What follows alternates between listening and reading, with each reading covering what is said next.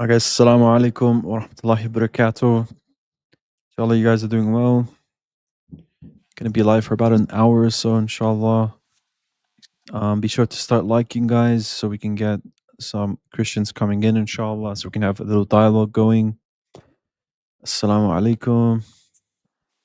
Assalamu alaikum, everyone. Hope you guys are all well.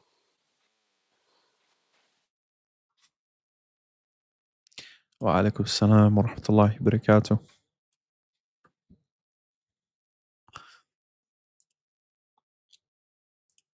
Alright, guys, start liking the live, inshallah, so we can get some Christians in here. Wa alaikum assalam wa rahmatullahi wa barakatuh.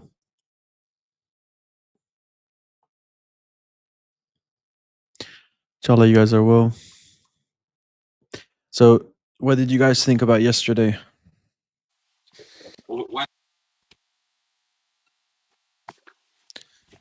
What's the opinions on yesterday's discussion?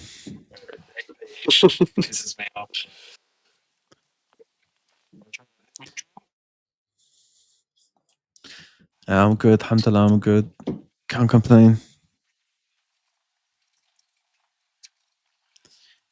Total beatdown, alhamdulillah. Falsehood vanished. Alhamdulillah.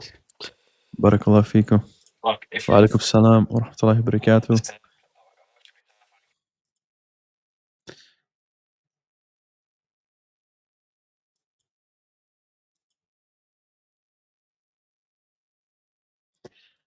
Do you want to go over the live until we get some guests? Yeah, we can, but the things that I did that last time as well. I went through like the beginning part of it. So if you want, we can go through that, or you can go through the part where they actually start timing. Where did you actually stop? Bro, you're asking me to remember? It was like 3 o'clock at night, man, or 4 o'clock at night. Did you get to the Like, part of the Paraclete? I think I stopped before that. Bro, they ran from Matthew 20, but not just Matthew 20. Bro, they ran from every question. Did they answer any questions? I think the only time Chris ever actually answered my questions is on when I asked him if Isa alayhi salam was given his biography. Because remember, he was Yeah, like, yeah. how the Christians would understand it is the four Gospels would be the Injeel. And I'm like, okay, would Christians understand it that Jesus was given the Injeel, like given the four Gospels Biography. as the Injeel, like as the biography? And he was like, no. And I'm like, okay, so So there's my that's the point. same. Yeah, exactly. But also, I think when I asked testify, like yes or no, then expand, and then he started running from that as well. And he was like, "It's not your show. I'm gonna answer however I want." So I'm like, "Okay, so you're just not gonna answer my question."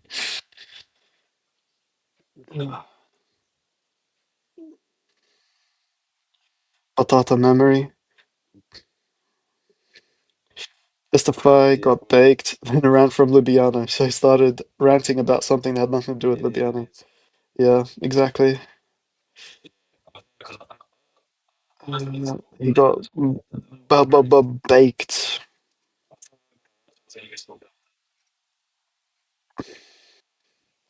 Rejecting Matthew 23, just like they rejected one of the early church fathers. Yeah, exactly.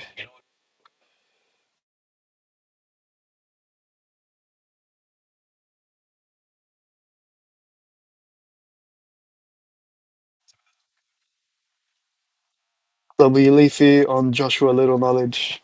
Yep. Bro, testify thought we wouldn't run. He thought we wouldn't run the Paraclete.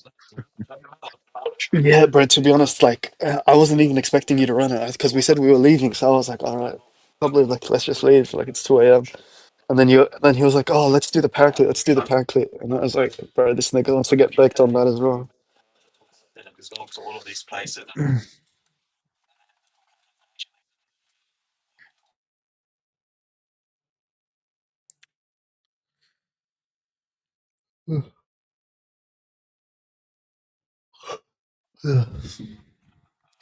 Yeah, I think doesn't seem like Christians are gonna come up. We might as well just react to it from the beginning. Why not? Just for fun. Yeah, well, hey, Assalamu alaikum, Leafy. Amazing video of feeding Joshua Little. Barakallah fikum. I actually spent a lot of time on this video specifically like getting source. Bro, you know how much of Joshua Little's videos I had to watch to refute him, Dean? I had to watch I think like 6 or 7 hours worth of his content where he just rambles on about random nonsense, just collecting clips so that I could put them in my video, like to refute himself, like to find clips of Joshua basically like refuting himself in other places. Right.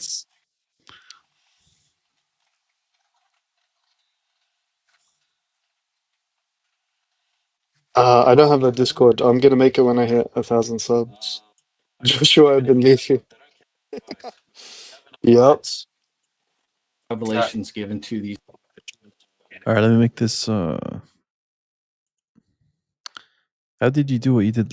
I think like this, but Yeah. But that was covering you, so then I went back to how it was before. yeah, let me try this. I mean, like this is okay, bro. I don't care. But I think I'll just hide the chat. I think like this is okay. Dean, did you deal with the Duke Kufar here? And what do you mean by that? Oh, yes. We dealt with it, alhamdulillah. Yeah.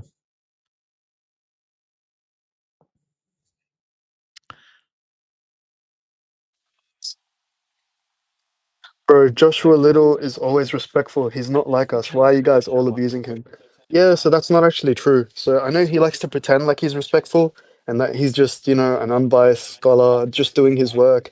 But if you actually talk to him, and I have spoken to him privately, he's not someone who's respectful, bro. He's very biased. He is literally He's very demeaning, Islamophobic. bro. He's You very talk, condescending. yeah, very, very Yeah. condescending. You bring up points to him, and he'll be like, "Oh, you clearly haven't studied this. It seems like you're using Chat GPT."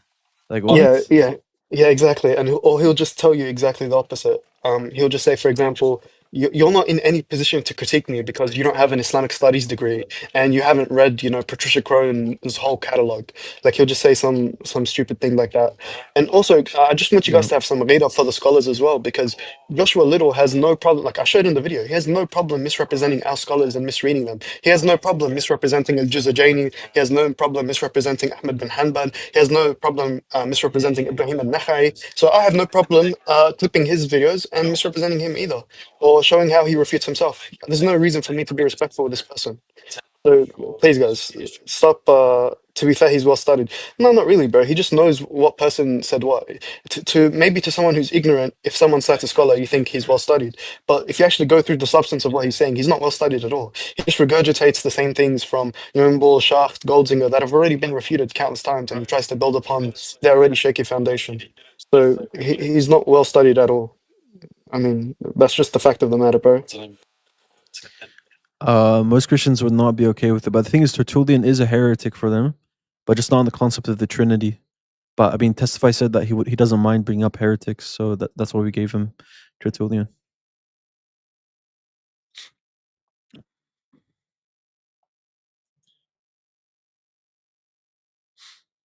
Okay, let's see.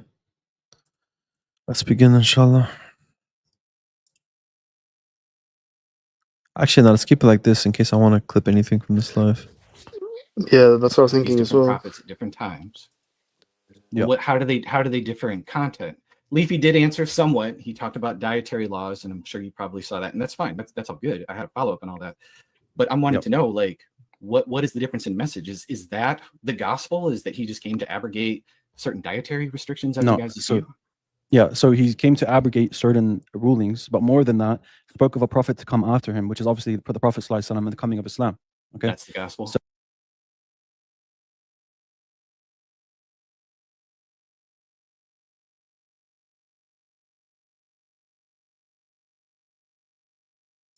Sorry, I was muted. I was saying this Christian's LARPing.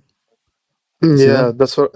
Yeah, exactly. So that's why I was like, bro, what the hell? And then, sorry, lol, why would you misrepresent anyone under any circumstance? When I said like I'm misrepresenting him, what I mean is that I'm not misrepresenting his position. What I mean is that I'm taking a clip out of its context and applying it in a different context, which is the same thing he does with our scholars.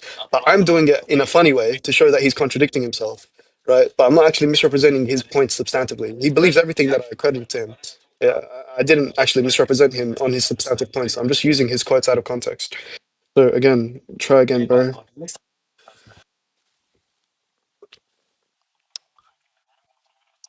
Okay, let's continue. So It's that Muhammad is yes, coming in the future.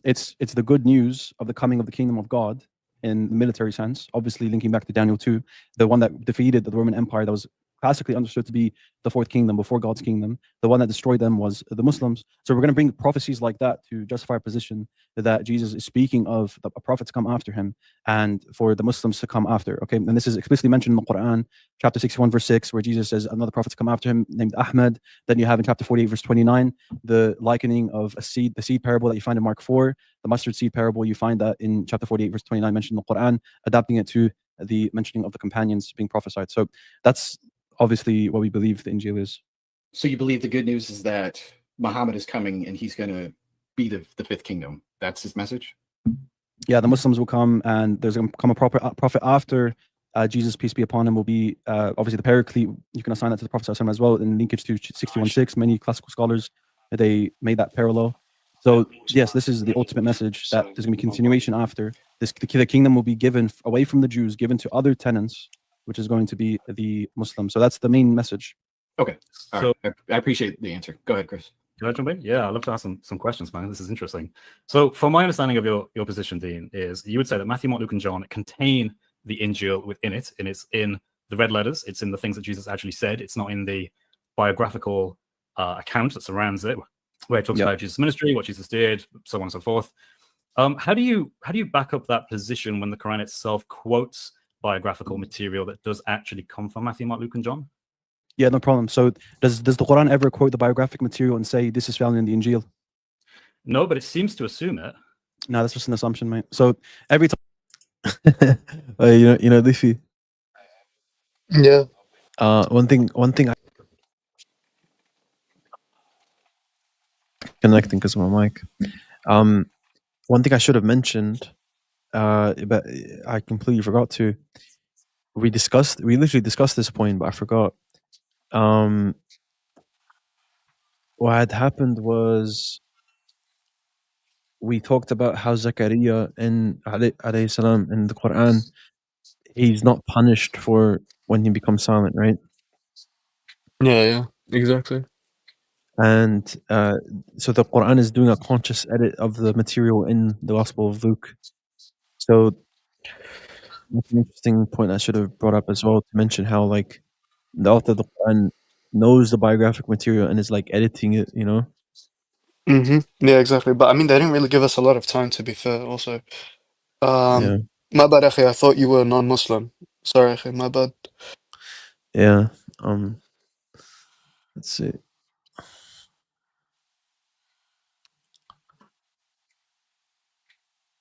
do you know how many times Okay. the Quran? So I'm going to ask you a question now. Do you know how many times the Quran mentions the contents of the Injeel explicitly? So it does in quite a few places. So how many times do you know? It depends on whether you consider some things to be from the Matthew, Mark, Luke, and John accounts, or if they come from elsewhere. No, so you can, every time the Quran mentions the contents of the Injeel, you find it in Mark, Matthew, Luke, and John. So do you want me to help you out with the contents? So which verse? Yeah. So when it says this is found in the Injeel, this is written in the Injeel. Okay. So every time it says that, can you give me a couple of verses you have in mind? Go ahead. Right. So what I'm talking about in particular is, say for example, Surah Al-Miriam. When you get to ayah 7, it talks about Yahya and how Yahya was not a name given ever before. We actually know where that comes from. It comes from the Gospel of Luke. I believe it's Luke chapter 1 verse 26. Okay. Does the Quran ever say that particular point is from the Injeel? Why would you think it's not? Okay, there's no reason. The burden of proof is on you. That because what we do have certainty on is from the Injeel, is what the Quran and Sunnah says is from the Injeel. Everything else is mere speculation. You can say, okay, the contents here are mentioned as maybe part of the Injeel, but there's 4 times. I'm gonna help you out here. 4 times. Chapter 9, verse 111. Chapter 48, verse 29. Chapter 5, verse 47. Chapter 7, verse 157. Every single time in all of these references, you find parallels within the Gospels. Okay, chapter so 9, where explicit. Okay, that's great.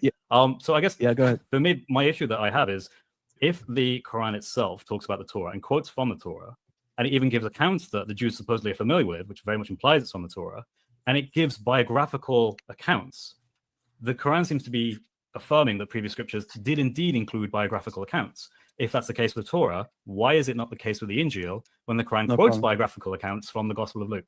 No problem. There's a symmetry breaker between the two. That's why. Because the Torah, as you know, in the Quran, it's used in two senses. The Torah is used in terms of what was given to Musa alayhi salam, and it's used in terms of the general Jewish scriptures. Okay. So this is the position I have on the Torah in the Quran. More than that, with the Injeel, I don't have that position where there's two types of terms being used here when the Injeel is being used. When the Injeel is being used, it's what's given to Isa alayhi salam.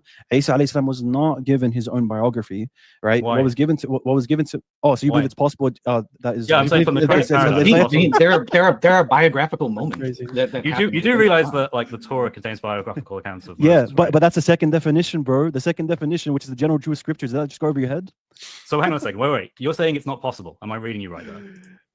Okay, is it things that are possible? Yeah, yes, it is possible. It is possible. But things So that given that the Quran Or you know, I was gonna tell him here, but he kept cutting me off, Leafy.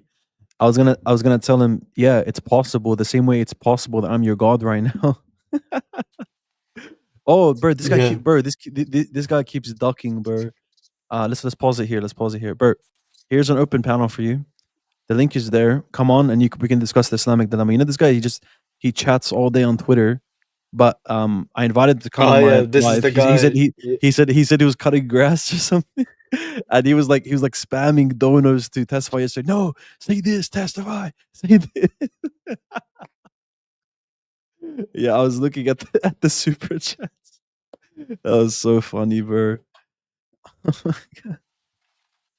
That's genuinely embarrassing, bro. Gadfly, bro, you need to get up here.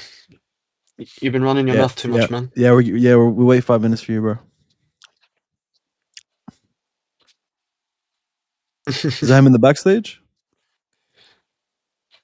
No, I think someone else.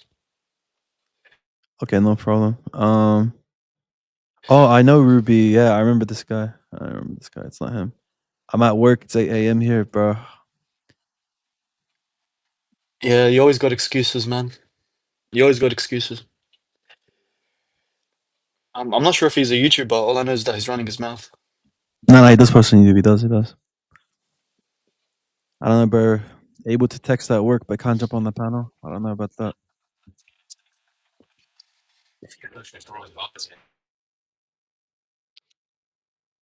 Okay, let's bring up Ruby. Hello, Ruby. Yo. What's going on, man? What's going on, partner? Still using ChatGPT for sources, or what's going on? Yeah, occasionally I'll use it. Beautiful, for a little research, though, I've taken. I saw what you meant last time, that it's bad to just take what it says outright. Yeah, you always got to double check that, bro. Stuff. Yeah, for sure. Yeah, you can use it as a general outline, but you always got to double check it. Yo, so I was just wondering, it was just going to be a quick question. Just Justin Martyr in 150 AD, he referred to the Gospels as memoir accounts, which is like a biographical thing. So I was just wondering what you had to say about that. What do you mean? Like, what's your question exactly? Yeah, like the earliest sources we have say that they're biographical accounts. By the way, Justin, no. You don't know. Yeah, so Justin is not the earliest attestation we have of the Gospels. That's actually Irenaeus. Justin doesn't, like, it's not clear whether or not he's quoting the Gospels that you have. He could be quoting apocryphal Gospels. So you're not sure actually what Justin is quoting and what it's not. But the thing is, so the thing is, though, he doesn't even call them the Gospels. He calls them the memoir of the apostles. The memoir of the apostles isn't the same thing as the Gospel. Now, we have someone earlier than him. We have Papias. Papias says Matthew wrote a Gospel and Mark wrote a Gospel from Peter. And he says that they were saying Gospels, right? Are you familiar with that? Yeah, I'm familiar with what Papias said there, yeah. Right, is right. And Papias is before Justin, right? Mm-hmm. Right, so yeah, you're just wrong. Justin Martyr isn't the earliest thing we have. No, Papias, I was saying he was somewhat like among the earliest. But he doesn't say. But you agree that he doesn't say gospel. He says this is the memoirs of the apostles. That's very different. I could have sworn he had said that like the Gospels are memoir accounts, but I could be mistaken on the wording. I mean, we could pull it up now if you have it off. Yeah, actually, they have. So the Didache has a concept of the gospel, You have Papias that has a concept of the gospel. I can give you a Christian scholar actually. What's his name? That guy that wrote that terrible book on Tahrif. What's his name? Leafy, do you remember? Which book? Which book? I think Gordon Nickel. Gordon Nickel. I'm gonna write a critique on his book because, bro, I read that. It's terrible, bro. It's honestly terrible.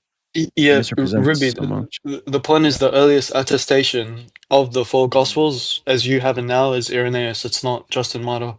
And I'll just ask you the question: Do you know if Justin Martyr quoted from apocryphal Gospels that are outside the canon, or are you certain that he only quoted Matthew, Mark, Luke, and John?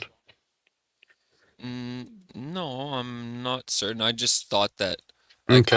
Yeah, I exactly. thought I remember reading that what he had said was that the Gospels themselves got like memoir accounts. Yeah, he says that, but he doesn't. How do you know the Gospels he's talking about are your Gospels that you consider canon? Because the canon was in dispute So even Ruby, I'll give after you Justin Martyr. Ruby, I'll give you an example, right? Can you find me one citation from Justin Martyr from the Gospel of John? I'll give you a second. No, I couldn't I'll give find you. you one from any. Oh, you want me to actually go do the research now? Yeah, No, it was just supposed if to you be a could, quick question. I no, didn't want to. if you could just, this will Yeah. just be. We'll wait for you. No problem. Okay. Go to First Cool. Apology, do a quick Control F, and search up John. Go to Second Apology, do a Control F, put John. Right. Dialogue with Trafford's a bit different.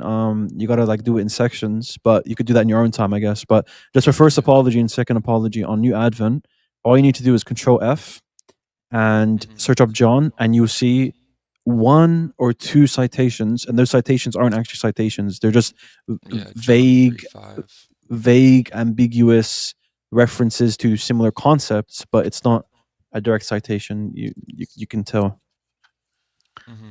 Yeah. So Gordon Nickel's a good person to point. I mean, he's Christian. His work on Tarif I don't recommend, but he is a Christian scholar at the end of the day. I think he's PhD holder, if I'm not mistaken. Let me pull up what he had to say here. It's on Dawawise's channel, I believe. Okay, and then I'll ask another question because you mentioned Papias before. He said that Matthew had wrote like his own. It said that he wrote his own sayings in Hebrew, but we don't have any evidence of like a Hebrew gospel from Matthew. The earliest we have is Greek, I believe.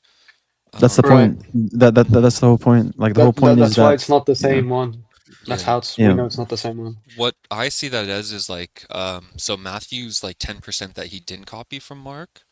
I see that as like the Hebrew. You think Matthew? Wait, 1 second, Ruby. You think that Matthew copied from Mark? I thought that was the belief. Yeah, that there was like. But do you believe that as a Christian? That is the general consensus. But I'm asking you, as a Christian, you believe that? Yeah, I believe they're drawing parallels from each other. I believe they're copying from Matthew is copying from Mark because the issue is Matthew a disciple? Was he a disciple directly? I don't know, or if he was a disciple of a disciple. How about Mark? How about Mark? Do you know if he's a disciple? I think Peter was the disciple, and Mark. Yeah, Mark would have ordered from Peter according to your tradition, right? So why would he have someone writing secondhand from Peter? Why would Matthew, a direct disciple, be copying from him? Yeah, it's a good question. So let me pull up this video. In the meantime, you can keep asking. Do you have any more questions? No, it was mostly just that on that theory. Like, what if you thought? Well, yeah, there was two things. It was the Justin Martyr in 150 AD. He talks about the memoirs. I could find the exact quote so I could talk about it more. And the second thing was just, that little bit in Hebrew that Matthew wrote, if you thought that might be the 10% not copied from Mark.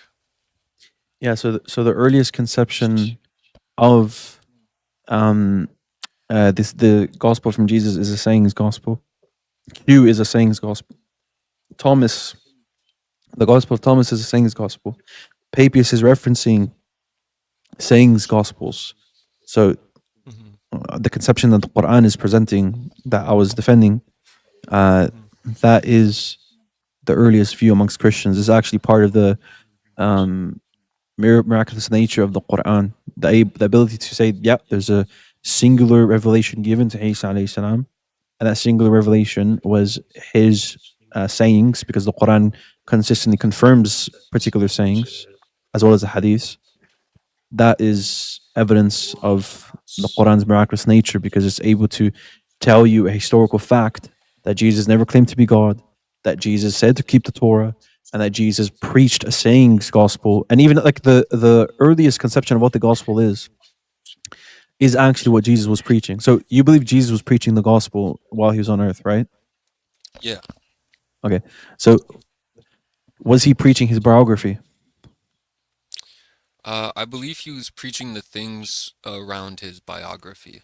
I don't think everything in the Gospels is like his word, but it's more the good news and everything that comes with that good news, which is like his story, basically. Right, Yeah, but is he preaching to the people his biography? No, he's Right. not. He's not going and saying. Jesus went and did this, right? Yeah, so exactly. It's recording the accounts of what he did, exactly. Right. So what Jesus was preaching wasn't his biography.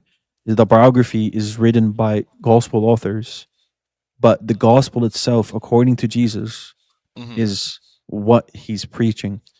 Yeah.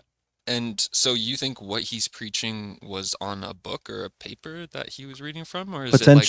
No, so it was potentially written, potentially not. Most likely it wasn't. But that's neither here or there. The main point is that what he was preaching was not his biography. It was ethical, moral, commandment, prophecies, how to apply the Torah, elements. These are the things that he was preaching. Yeah, I see. But I don't see how that could not be mixed in with the biographical accounts. Like, you have to build the biographical accounts around something, and what they're building it around is what he's saying. Yeah, but Ruby, the issue is that the biographical accounts of Matthew, Mark, Luke, and John contradict each other and are changed for theological reasons. Yeah, like in And I John, can give you countless examples of Matthew that. as well. Not Yeah. only in I John, know a John couple does of it the them. most clearly, but Matthew, Mark, and Luke also do the same. So each author has his own theology in mind that is separate from the other authors, and they change details about his biography to suit their theological inclinations. And there's many examples of this. So because of that, we can't really trust that biographical information. Like a simple example is just the birth narrative. Matthew and Luke contradict each other very explicitly. How so? And this is noted Is by that, many scholars. are you referring Yeah, to one of them, like the census and stuff, where you had to go back?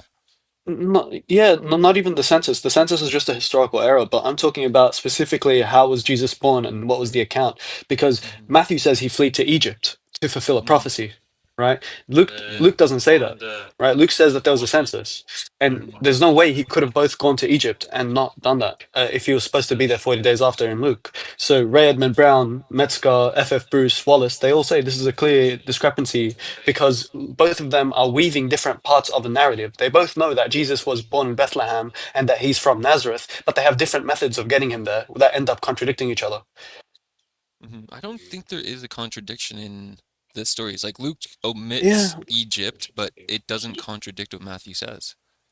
No, it literally does contradict with what Matthew says. I'll just read to you what Ray Edmund Brown says. Just give me a sec. I'll pull it up right now. Hey, all right. So let me. I So found the this video, is by his the way. book. Wait, Yeah, no sorry, problem. I'll just read out the one quote. second. Wait, one second, because I just want to share this video before we bring that up. This is Gordon Nickel saying basically what I just said, and the funny thing is he had Hatun Tash on his thing, or I think she invited him to her channel or whatever, and Darwise clipped it. And it's basically her trying to say, the Quran got it wrong. And then Gordon Nickel's like, nah, like the Quran's actually right here. Like the earliest conception is one gospel.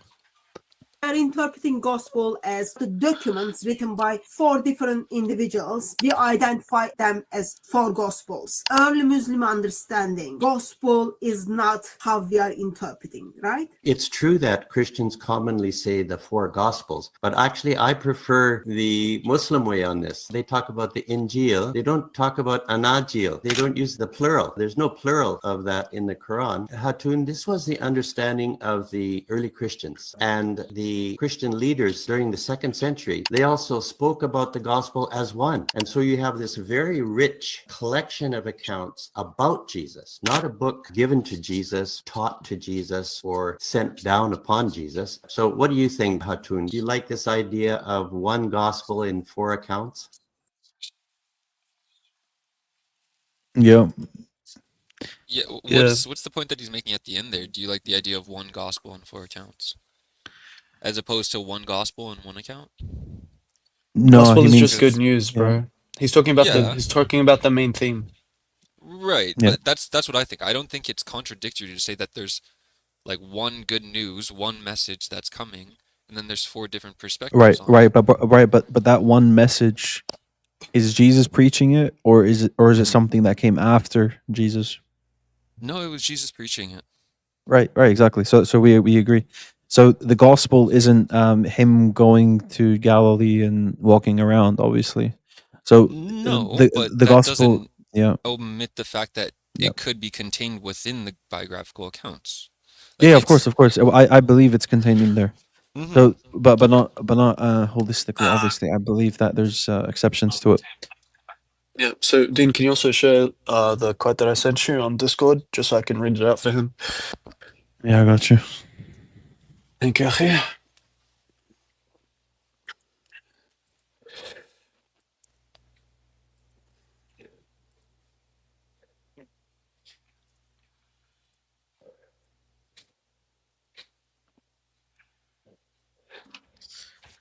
Okay. So this is The Birth of the Messiah by Ray Edmund Brown, who's one of the most prolific New Testament scholars. He himself is Catholic, I believe. And this is what he says about the 2 birth narratives. He says, this leads us to the observation that the 2 narratives are not only different, they are contrary to each other in a number of details. According to Luke chapter 1, verse 26, and chapter 2, verse 39, Mary lives in Nazareth. And so the census of Augustus is invoked to explain how the child was born in Bethlehem, away from home. In Matthew, there is no hint of coming to Bethlehem, for Joseph and Mary are in a house at Bethlehem, where seemingly Jesus was born. The only journey that Matthew has to explain is why the family went to Nazareth when they came from Egypt, instead of returning to their native home in Bethlehem. Second difficulty is that Luke tells us that the family returned peaceably to Nazareth after the birth at Bethlehem.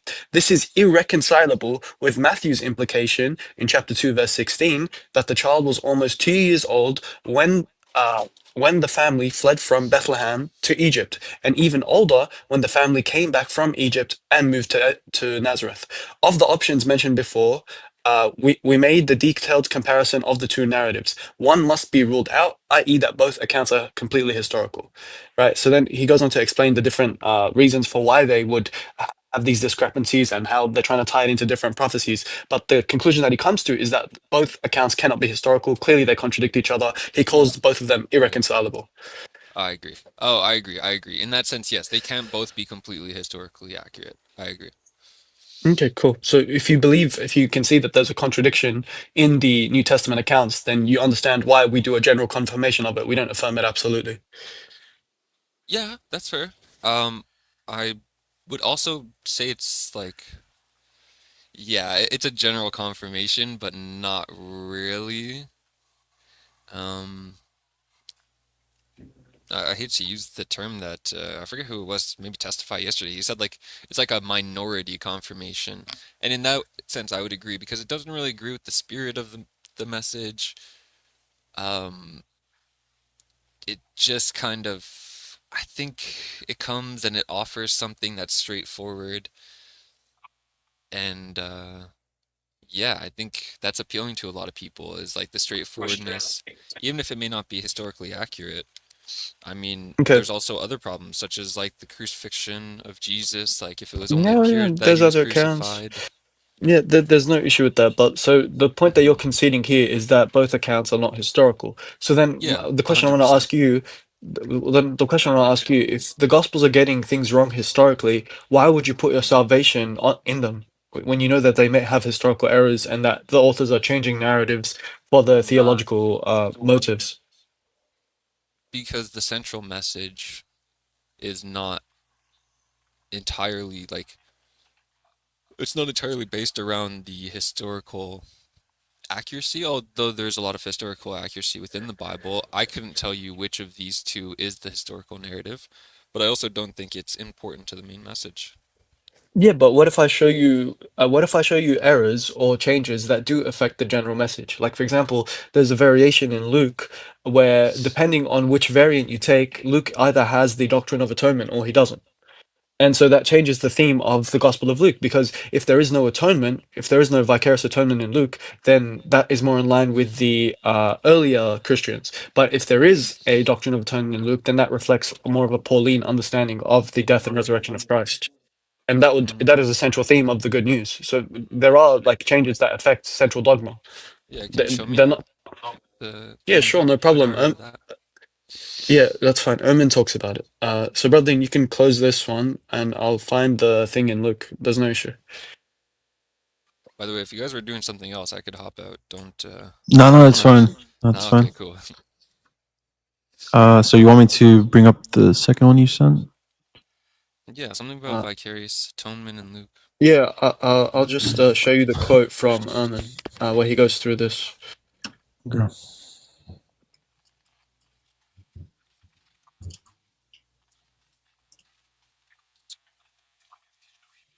In the meantime, you guys can talk while I get it up. Did you watch the discussion yesterday, Ruby? I watched a little bit of it. I'm not gonna lie, I was pretty they seemed pretty rattled when you got in, so I was like, oh, this is not gonna be good. I tuned out for a little bit and then I came back and I was like, all right, it was going all right. But it seemed like they were a little nervous at first, so I was like, all right, let me leave this for a sec. Let them get Were you their watching it live, or was that yeah, afterwards? I watched a little bit of it live, yeah. Right. But yeah, it was pretty funny, bro. I saw a video of you like 11 months ago, and then seeing a video of you now, it's like completely different. You're like you seem like much more confident now, much more. It's good, man. It's good to see you like come into your skin, kinda. Yeah, appreciate it. It'll be good to see you come into your skin in Thanks, Islam. man. You know? No, it won't be in Islam, but I will come into my skin in Christianity, and yeah, hopefully the transition is just as good. Hopefully the transition will be just as amazing. I mean, look, can I just ask you a question? Why are you so closed off from Islam? Like, what is it about Islam that you think, like you just that you don't want to join it? Is it like some moral issues? Is it just you're not convinced? Like, what is it that you find unconvincing? Because you'd rather worship a man god through vicarious atonement than follow the belief of the prophets historically, which is the belief in one God who's unipersonal. Because I'm gonna be honest, bro. I'm not an intellectual guy. I'm like an emotional and spiritual guy, and just testing the spirits myself. I don't believe Islam is from God.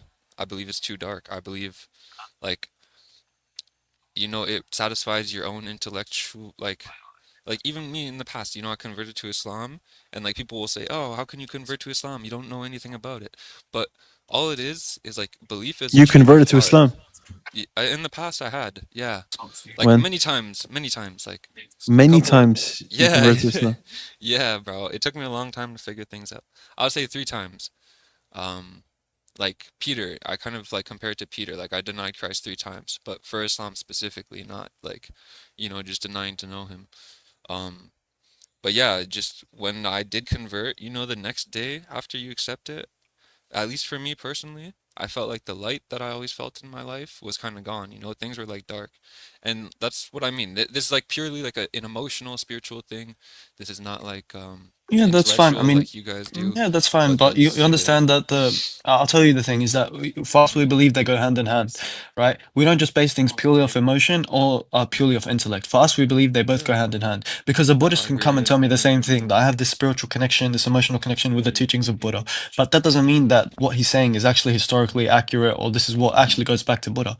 You can have an emotional attachment to anything. So for me, what I'll tell you, Ruby, if you're sincere, then you should also use your intellect. And if something doesn't make sense or something is not historical or there's a contradiction like I showed you, then you should be willing to say, look, I'm going to follow the truth wherever it takes me. Because what did Jesus Christ say? He said the truth will set you free. That's what he said. So by following the truth, you're following Jesus Christ. So if the truth is that Jesus Christ didn't die for your sins, and the truth is that Jesus Christ wasn't a man, God, savior who died for vicarious atonement, then there's nothing for you to say, oh, I have an emotional attachment, because Jesus would tell you to follow the truth. Yeah, but I believe that is the truth. Yeah, well, I'm trying to show you that it's not. Yeah, I know. I believe there's too many fail-safes within Christianity, like to actually affirm Islam. Like, 1 John 2:22, testing the spirit, seeing if it's from God. Anyone who denies Who wrote the First Father John? and the Son Who wrote First John? This is what, okay, so look, for me, this is like, you guys, this is what I mean. I'm not more into the intellectual side. You guys will say, Yeah, but why are you taking First John at face value? Like, look, brother, if I give you because it's the words of within the Jesus Bible. historically, It's within the yeah, canonical but why Bible. why should I? The canon is just what one random guy made up. It's not what one guy made up. It's like what the whole church decided was canon. So I'm not gonna I'm taking the Bible, like whatever they made canon, I'm basing off that. I could go and look at other things, like apocryphal Bibles, but I'm not smart enough to figure that part out on my own. But I can go to what is canon, and then I could look at what's canon in Islam, and I could compare them. Yeah. But I can't Okay, but Ruby, here's what you're not understanding. The canon is something that some guy just decided arbitrarily. People had different canons. Right, but it wasn't one guy. But this is what I'm saying. Like, okay, the theory is basically, okay, from 2,000 years or 3,000 years ago, there was like some kind of little society apart from the church or apart from the Jewish leaders who's working in harmony or in parallel with the people writing the Bible, but there's also like this separate group who's corrupting the Bible as it goes along and making a coherent narrative that ultimately leads to the Messiah. But that part is the corruption. Like, that's what I'm not understanding, is like, how could it be perfect if it's corrupted? How is there still a coherent narrative throughout the whole thing? That's what doesn't make sense. Yeah, but it's not coherent. That's what I'm trying to tell you. Like, what does Erman say? He says, "Does Luke have contradictory views on the atonement?" It's not coherent. I would say it is. Okay, well then you're just denying the evidence that's in your face, bro. Yeah, maybe. How about instead, what we can do is I'll just have a quick conversation with Ruby Leafy. I'll give him an argument he can sit on, and we'll move on to the next guest, inshallah. Okay. Alright, cute. Okay. So Ruby, Mark 10:18, Jesus says, "Why do you call me good? Only God is good." Who is God in that statement? The Father. The Father. Okay. So is Jesus the good God as well? I think in that sentence he's saying, "Why do you call me good?" in like a rhetorical sense, like kind of Then like how it you guys can't. would Then say it can't be the Father. Then it can't be the Father. I don't think he is the Father. That's the point. It can't be the Father if he's using rhetoric. I'll tell you why. Here. Do you know who Mike Lacorna is? No, I have no idea who that is. Okay, he's a Christian scholar. No worries. I'm going to be uploading a video later today where he makes it clear that what you're saying isn't an option. There's only two options. Either it's the Father and Jesus isn't a good God, or God here is referencing Jesus or the Trinity, and Jesus is using rhetoric here. Those are the only two options, and he lays that out himself. It's not me. He's the one that makes that dichotomy. So let me and what's zoom the in issue here. with the second one?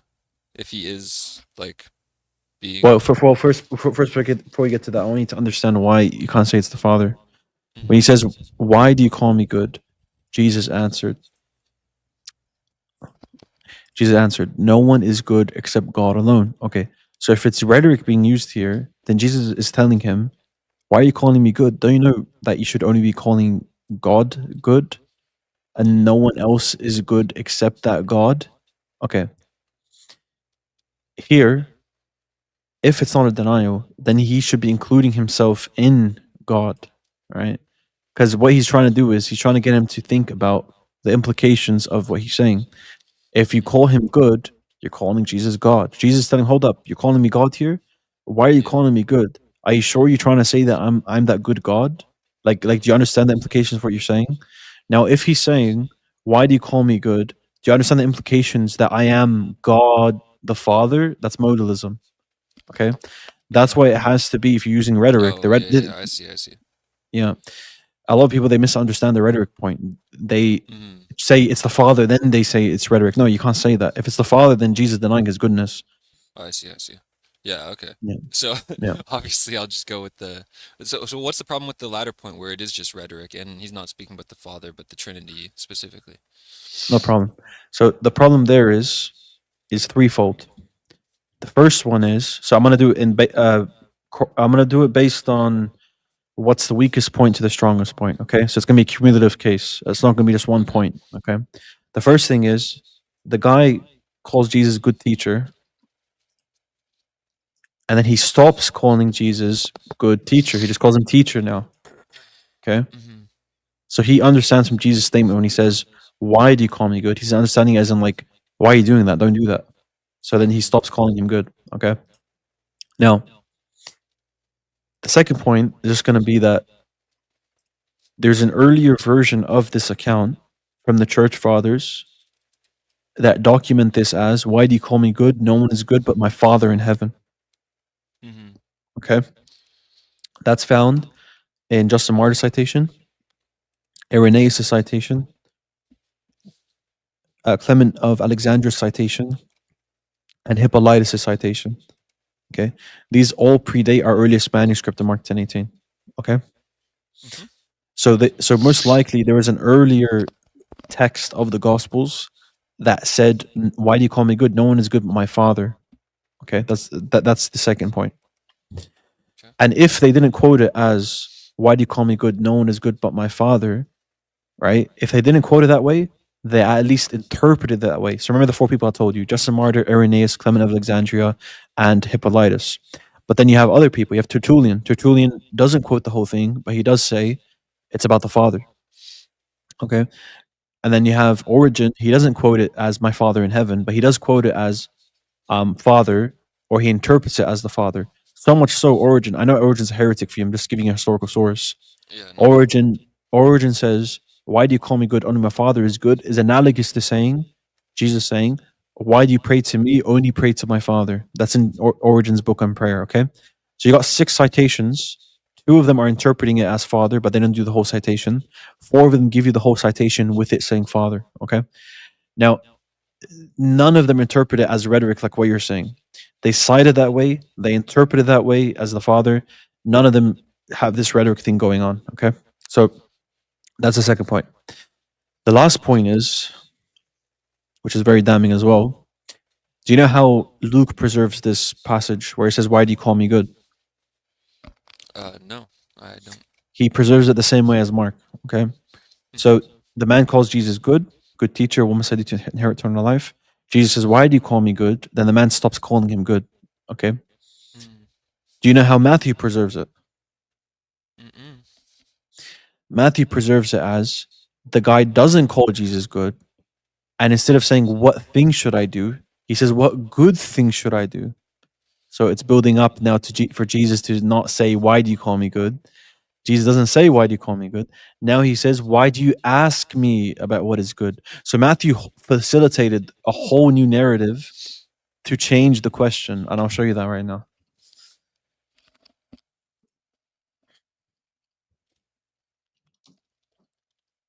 I'm telling you, there's no good response to this. Your biggest apologists, I've spoken to them. They have no clue. They have no response to this really, other than copes and I started stress. running, bro. I was just thinking about it. I was trying to figure out how you would respond to that, but there's So I'm you not see gonna lie, here. that's why I Yeah, just want sorry, to go add ahead. this point. This is why I converted to Islam so many times, was because there's like, I feel like if you want to make the case for it, you can. Like, there's a very strong case to be made for it, and that's why, like, I don't blame you guys. Like, I feel like you guys are sincere, and that's why it also bothers me, because I'm like, man, I wish I wish it was easier to convince you guys, because I'm convinced like it's the truth, but there is a strong case to be made for it. I feel like there's a strong case to be made for Christianity as well. Like mostly like historical stuff that can be backed up. I would say like the Temple Mount and stuff on Jerusalem, but I'm getting a little off topic. But yeah, man, there's such a strong case to be made for both sides, I feel like. Yeah, but the issue is where, um, you know, we can grant you a lot of historical stuff in the Gospels, no problem. But but the most important thing is the theology. That's the most important fundamental thing between the religions. Is the difference in theology. Now, Islam and the Quran gives you a concept of Jesus that is historical to what we see in the Gospels, at least in the earlier ones. So if you look here, the question, right? So remember what in Mark what was being said. The man calls Jesus good teacher. Then Jesus says, "Why do you call me good?" But in Matthew, he changes it to teacher, not good teacher. But now the thing is being called good to facilitate for the changing of the question to, why do you ask me about what is good? Not why do you call me good? But doesn't Matthew also start with an opening of like a bunch of Jewish lineages? That's how we trace David's descendants. What's that got to do with anything? Well, because if he's Which speaking to a contradicts Luke, by Jewish, the way. yeah, but what I'm saying is if he's speaking to a Jewish audience, then it would make more sense for them to ask, what good thing must I do? No, brother. Listen, the early church fathers, what would they cite from, Mark or Matthew? Oh, I have no idea. Primarily, they would cite from Matthew. This is like the general scholarly view on this issue. Because why would you cite from? Because think about it this way: why would you cite from Mark if he's not a disciple? He's hearing it from a disciple, right? And this is why you find people trying to meddle with Matthew so much, because it's taking priority than the other gospels. So in the Matthean gospel, we know that the question changed. Why? Remember the citations I told you about from Justin Martyr and Irenaeus and Hippolytus? They're most likely using an earlier version of Matthew. Okay, so we know there's an evolution here, because no one from all the citations I told you, Hippolytus, Irenaeus, Justin Martyr, as well as Clement of Alexandria, none of them quote it as, "Why do you ask me about what is good?" They all quote it as, "Why do you call me good?" Okay, so we know, as well as from the fact that Mark says, "Why do you call me good?" Luke says, "Why do you call me good?" Right. So we have so much evidence pointing towards someone changing Matthew, because they like the Gospel of Matthew. They don't like what it's saying here, so they're trying to change it. Okay.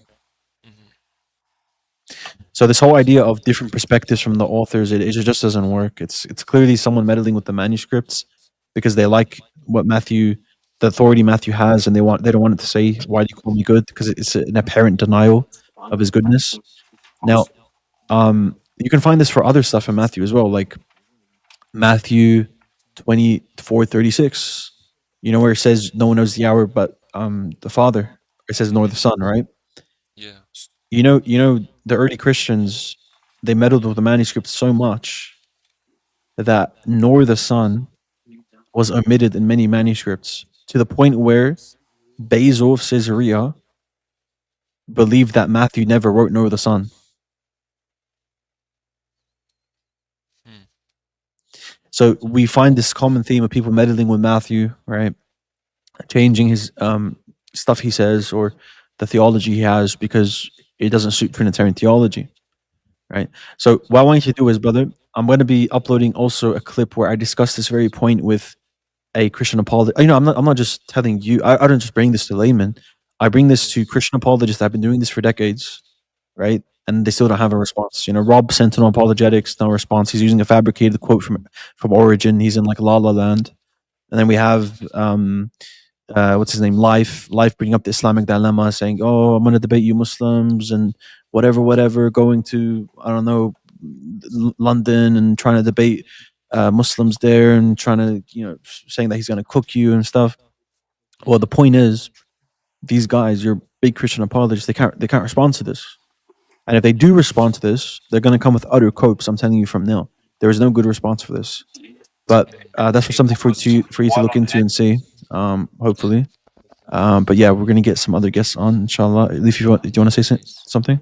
Yeah, I just want to ask Ruby one question. So, Ruby, if you saw Christ in front of you being crucified, would you save him or would you let him die?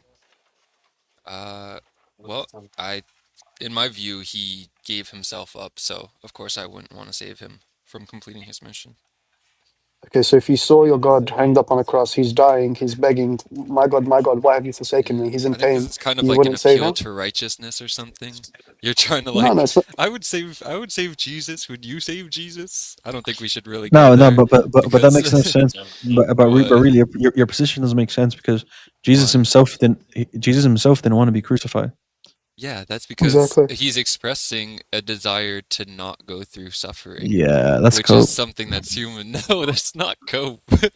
Dude, It he is talks cope all the because time. He says 3 times that he has to die. So it's like, it's pretty yeah, clear throughout. those passages are fabricated. Where he says that he's predicting his future by They're consensus, not bro. fabricated. They are fabricated by Barman doesn't believe. consensus. Yeah. But Barman doesn't believe that he ever Neither Bart does prophesizes. Ehrman neither also does says that Jesus was crucified. It didn't appear Yeah, he didn't appear crucified. So but that's the issue, right? Bart Ehrman doesn't believe in metaphysical causes, so he's going to take the best natural explanation. Did you understand? Right, but if he was actually crucified, that still leads to the resurrection anyway. I know he doesn't affirm the resurrection, but then you could just argue it either way. You could say that he doesn't argue, like you could say he doesn't accept the resurrection. Yes. So because he doesn't try believe in such to and such. try to critique Islam on stuff where we don't appeal to metaphysical effects or causes, right? If you do that, you'll see that every historical claim to Jesus you find with us, right? What was Jesus' perception on the law? The Quran says exactly what the scholarly consensus say. What's Jesus' position on who God is? Exactly what the Quran says. What's Okay, Jesus? but you What's could. Jesus'? So what's Jesus's perception of what the Injeel is or what the Gospel is? Exactly what the Quran says, right? So I recommend you not to look into stuff where we appeal to metaphysical causes or metaphysical effects, because obviously that's just the difference between two epistemologies. If I wasn't a Muslim, right, and everyone's recording that Jesus was crucified, this is what Ibn Taymiyyah says. Shaykh al-Islam Ibn Taymiyyah, may Allah have mercy on him. He says that if the disciples or the followers of Jesus believed that he was crucified, right, then that's not a problem, because that's not something that would undermine their Islam. But if they believe something like the Trinity or other like doctrines that come later, that's what you be held account for. Because Okay, sorry. Let me just jump in real quick. It's weird because you guys say like, Matthew and Luke, you can't really confirm the history between them, so then it doesn't matter, like it automatically discredits them because it's contradictory. But then if you say No, I something don't say like, that. I don't. We don't say that. We don't say it automatically discredits them. It just means that we should be skeptical towards them. So, for example, I accept a lot of what Matthew and Luke say, but just specifically when they contradict each other, and the contradiction is due to a theological motive, then I have reason to doubt. So, but the question, that's why I asked you, brother. I didn't say why don't you throw. My question to you was never why don't you throw Matthew and Luke against the wall. No, I didn't say that. I said why do you accept what they say about Jesus if you know that they lie so much? If they change, if every look, you want your salvation to be a sure thing, right? If Christ died for your yeah, sins, you want your salvation to be a sure thing. for sure. If Matthew and Luke have no problem and John has no problem changing parts of the story in order to suit their own theologies, which by the way are contradictory to each other, why would that make you certain that Jesus Christ really did die for your sins? Your earliest account doesn't have any of that. Q doesn't have any death by vicarious atonement or resurrection or anything like that. Mark leaves the resurrection out completely. Leaves the resurrection out completely. He just has Christ dying and then the ending is cut off. The earlier you go back, the more Jesus looks like the Islamic depiction of Jesus, not the later embellished depiction of Jesus that you have now in your scriptures. So I'm not telling you you can't find truth within your scriptures or that you should throw Matthew and Luke against the wall. That's not my position. I can use Matthew and Luke when they are corroborated by other sources that I know that they're speaking the truth. There's no problem with that. The issue is, why do you take their theological claims as historical when we know that their historical claims are problematic? That just doesn't make any sense to me, bro. Well, that's what I would just. The point that I was making was the denial of the crucifixion is Sorry, kind of Rudy. like a I'll give you about history-making. 20. I'll give you about 20 seconds because we want to end the live soon and some people in the backstage. But go ahead. Okay, yeah, cool. So the last thing, it's just the crucifixion. If there's no reason for me to really believe whether it did or didn't happen, if we don't know, if it just leaves, if the Quran just leaves more questions than it answers, then I don't think that's a very good alternative either. I think the crucifixion really happened, and us seeing it happened is proof that it did. And, sacrificing what You we saw can't name me a single historically for like person a who saw it, theological bro. reason is not good. I agree that that's the same case you're making against the Gospels, and I would agree, but it's not a good case for the Quran either. But Yeah, yo, that's thank you, fine. Okay. Dean. Okay. I Sounds appreciate good. your time, I bro. appreciate I you Take guys. care, appreciate your Ruby. time, All Ruby. right, peace out. Take care. Bye bye. Miskin, wallah. Heard Yeah, this bro, may them Allah 3 guide him. times, bro. May Allah guide him. May Ameen. Allah guide him. May Allah guide him.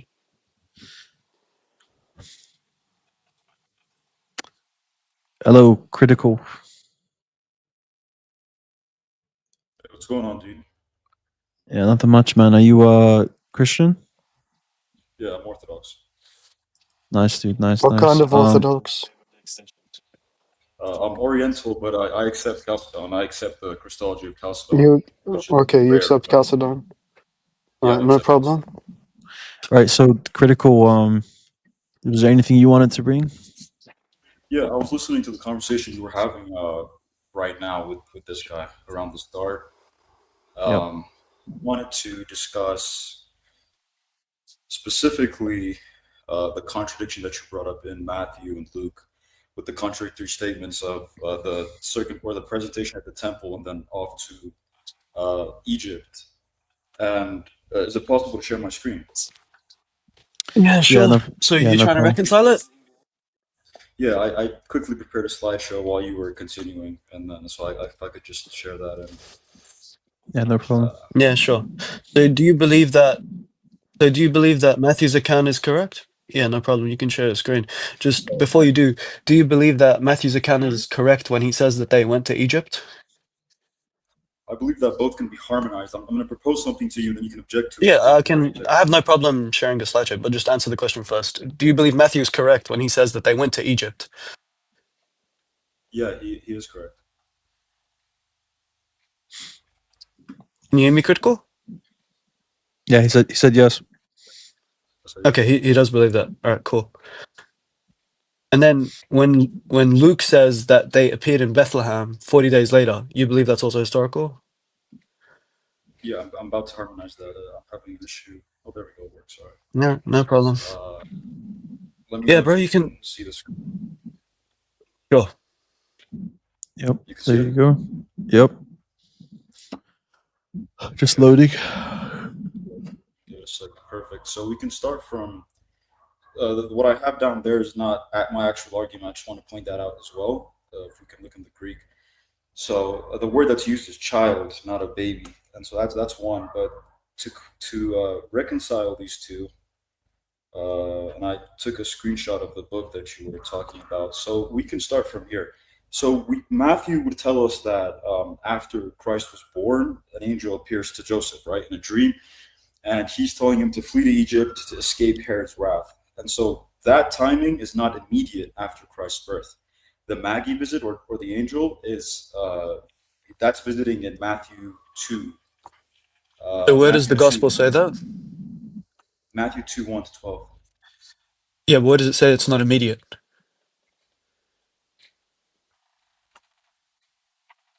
Could you repeat that? I can't hear you. I said, where does it say that it's not immediate? You're reading that in. Right. No. I'm proposing that. I'm going to show you why that's not going to be immediate. I'm just proposing that right now. Yeah, okay, but you have to. Okay, but here, brother, you have to be very actually in the text and what you're adding onto the text. The text doesn't say that. Yeah. Here, can you see the first one? The word that's used is child, not Yeah, baby. I can see. Which that's not immediate. Which suggests I have no issue with that. Yeah. So That doesn't follow, bro. That's just a non sequitur. How is that a non sequitur? Because it doesn't follow that just because it says child that it's not immediate. Is there a difference between the word child and baby? Of course, there's a difference between the word child and baby. So would that difference have a certain amount of time? To go from a baby to a child, there would need to be a certain amount of time, right? Yeah, of course, you need to grow up. Yeah, but how does that support So your point? that's what I'm proposing. Yeah, but That it's that not. doesn't help you. That Why doesn't. wouldn't that That, help? because Matthew is saying that they went to Egypt. Do you believe it's possible to go to Egypt and back in 40 days? No, it's not 40 days. That's what I'm about to continue on. So the presentations at the temple is after 40. We know that by Leviticus 12, and then that timing that I'm proposing is not. Okay, so in Matthew 2:16, the child is almost 2 years old when the family fled from Bethlehem to Egypt, and when the family came back from Egypt and moved to Nazareth. Do you accept that? Yeah, family returns to Nazareth. Here's the thing. Here's the timeline that I'm presenting. Can you show me where from this what you disagree with? So the Okay, birth so happens in yeah, fine. So So Luke would. the birth. That's fine, bro. So do you believe there was a worldwide census? Yeah, there was, yes. Okay, so what's the evidence for that outside the Gospel of Luke? Outside the Gospel of Luke, there. Uh-huh. Actually, I don't know about that. You want evidence outside The answer Gospel is of there Luke? isn't. Yeah, so the answer is there isn't. There isn't a. We have all the other censuses. We have them all. We have the ones under all the other kings, all the other rulers, and there isn't the one under Caesar Augustus, which Luke describes because it doesn't exist. Luke made this up. There is no Caesar Augustus worldwide census in Rome. Wait, why would Luke make that up, Leafy?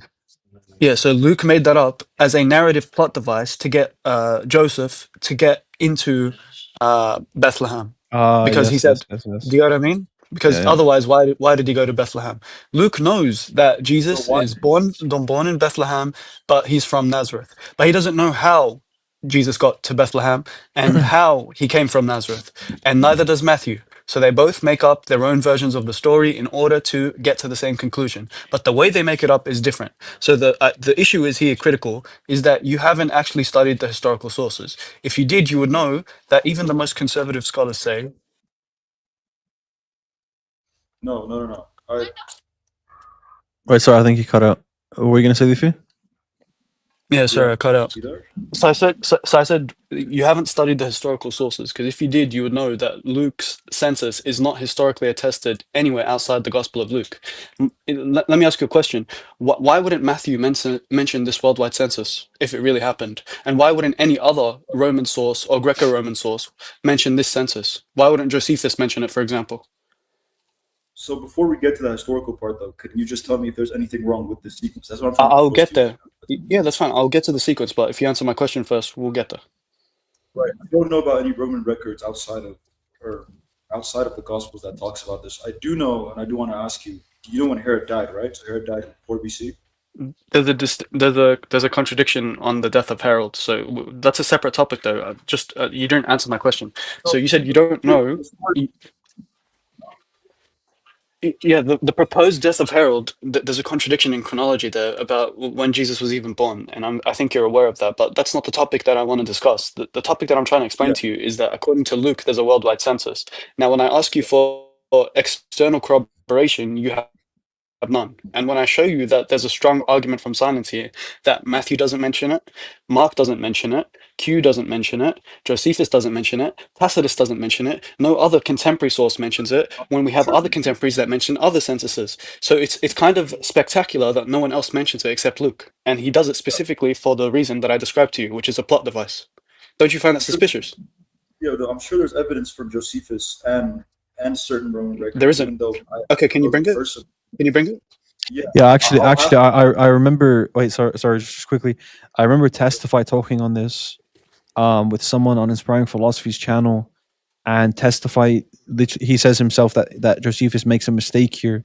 I remember that clearly on this topic, and he says that, and then the person pressed him on. It was like, okay, if you say Josephus made a mistake here, right?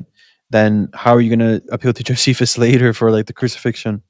So I'm pretty sure, like you're like your own big apologist, bro. That they admit to this. Not only that, your own scholars admit to that. So there's no issue with saying that Luke makes a historical error or that he creates a historical error for the sake of driving plot.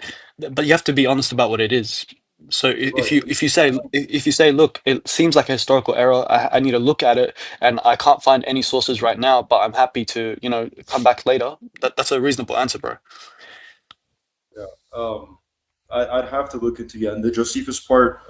I don't hold testify as like a really good apologist or anything like that. So, bro, what do you mean? He's the best apologist. I think that's something you can agree on. By the way, there are a lot of flaws in Testify's theology that I've seen. I mean, Bert, I don't know, man. I think Testify is better than that random church father Theophilus. That random weird church father. That random weird church father. Nah, bro. No, critical. Look, I'll tell you a secret, bro. When I was refuting Testify, his arguments were so high tier, bro. Like I had to spend years researching my videos, like to refute him. Like even last thing, like I'm not joking, man. Anyway, so I'm glad. So you can see the point. So let's get back to the issue. You can see the point about the census. You don't know of any historical attestation, and you agree with me that it seems most likely that he made it up. Right. No, I'm not gonna. I would still need to look into anything. Yeah, you need to look into it. But as far as what I've told you, what I'm saying looks correct, right? Yeah, correct. Sure. Yeah, all right, cool. So let's. Yeah. No problem. That's fine. All right. So now we'll get to the chronology bit that you want to discuss. So you said at the beginning is the birth in Bethlehem. Circumcision is 8 days, as according to the Gospel of Luke. It's presented in the temple, and then he returns to Bethlehem, where Matthew picks up supposedly. He visits the Magi. He's flying to Egypt, and then he returns to Nazareth. Right. Now the issue here is that you're kind of patchworking the two narratives and trying to mishmash them, but you're not actually taking into consideration what each author says. So I'll give you an example. When you say return to Bethlehem, Matthew picks up here. What's the indication from the text that Matthew picks up here? The visit of the angel. That's where Matthew's going to pick up. After they return to Bethlehem, that's where... Right, sure. But according to the Gospel of Matthew, there's a star, right? There's a star hovering over a house. There's a what? There's a star? The King of the Jews is going to be born, according to the Gospel of Matthew, right? Yeah. Right. And Harold hears of this news that the King of the Jews is going to be born, and there's a star that the old wise men follow to see where the King of the Jews is going to be born. You're familiar? Yeah. Right. So is this before or after Bethlehem?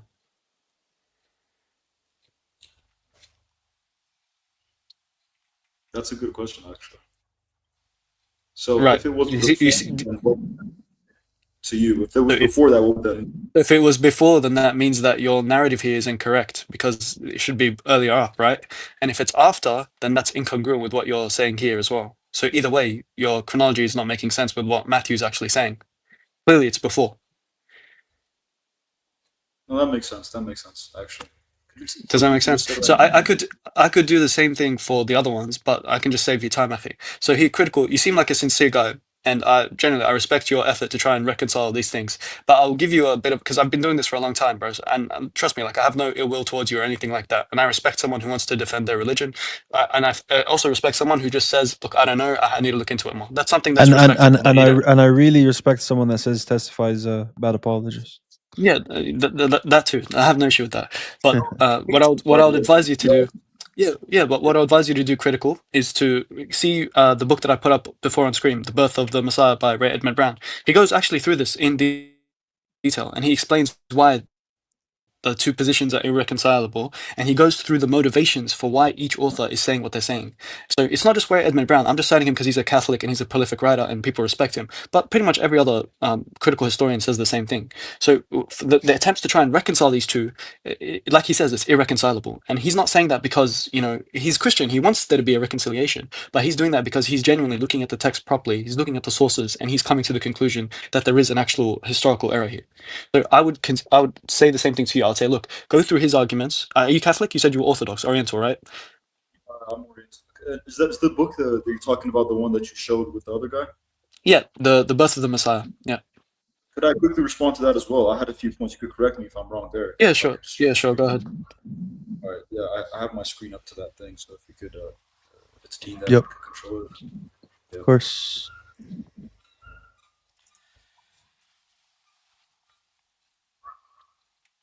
Yeah, so from what I could read there, there's three things that I'd like to answer from that. I quickly screenshotted that.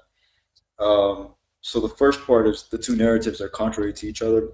That's, I guess, that I was trying to refute that from the slides before this, and so you kind of showed why that wouldn't work as well. So we could just skip that point. And let's just go to the second one where it says extraordinary events would leave Jewish or Roman evidence. So would you say that this also wouldn't hold because many of those records are lost? So like Herod's brutality was so frequent that this incident wouldn't even be uniquely recorded. Is that something? Yeah, that I mean, not really. We have other records of Harold that portray him as much more violent than he is portrayed in the Gospels.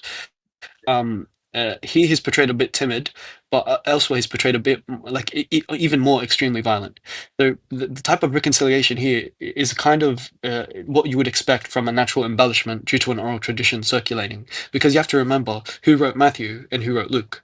Do you know who wrote Matthew and who wrote Luke? Yeah. Yeah, who wrote Matthew and who wrote Luke, according to your understanding? I would say Matthew and Luke. You would tell me that. Okay, sure. No, we'll just attest it to them afterwards. No. So I'm not going to tell you anything. I'm just going to read from the same book. So I'll just send Brother Dean the pages, and he can put it up as well. Just give me 1 second while I get you the reference.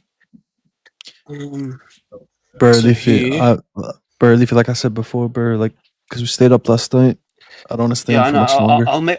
I'll make this the last point, and then we can head out. So just share my screen, what I sent you now. Yeah, no problem. Yeah, and by the way, the stories of the Magi and the Star, I have no issue granting that because I have no issue granting miracles. So that's not a problem for me.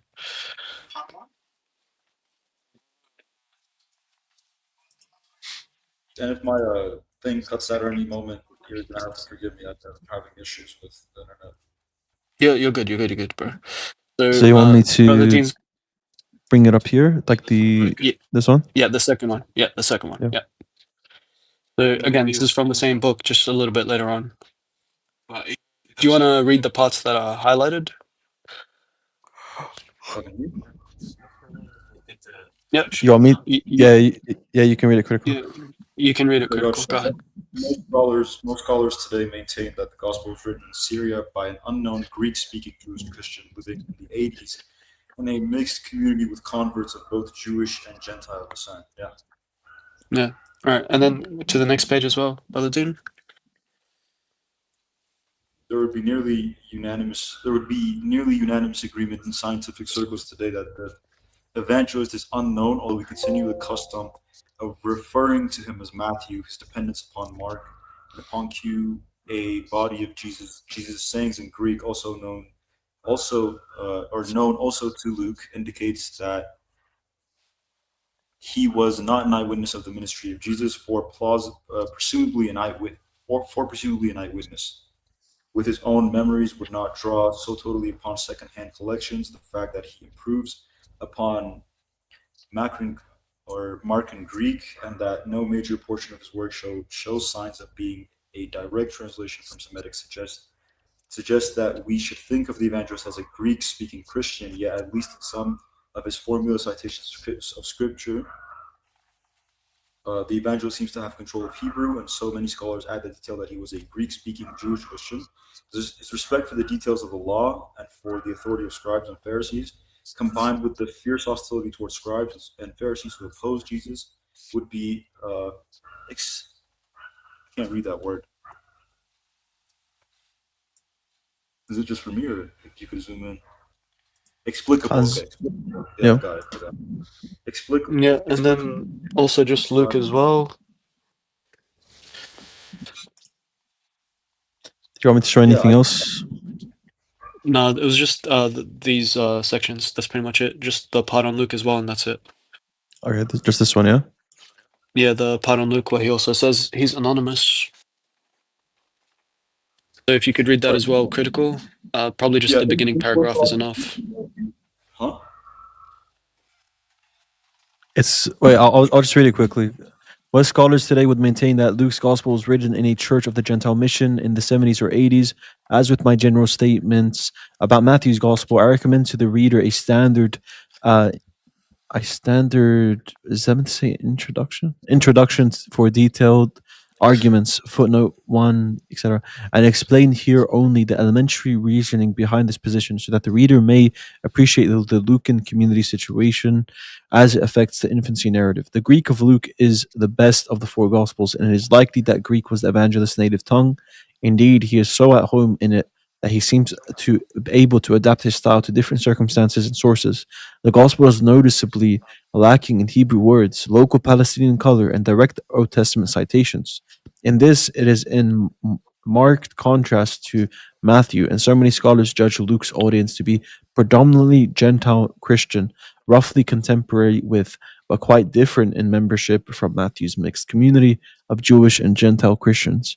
The emphasis placed on Paul in the second half of Acts would be explicable if Luke was writing for a Gentile church that was an outgrowth of the Pauline missionary effort.